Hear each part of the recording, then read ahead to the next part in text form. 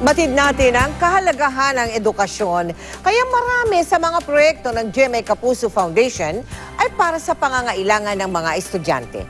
At ngayong taon, panibagong project po ang ating sisimulan para sa mas makulay nilang kinabukasan.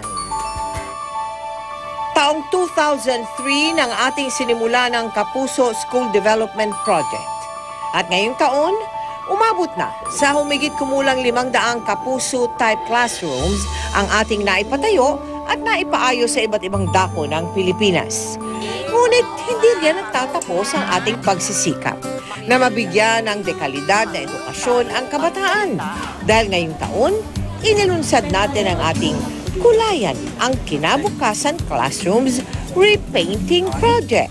Inikutan natin lahat ng mga classroom na ginawa natin dati at nakita natin na kailangan na ng konting repair at konting pintura. Buena mano sa ating listahan ang Malaya Elementary School sa Pililla, Rizal. Kasama ang Kapuso star na si Bea Binene, sinimulan natin ang pagpipintura.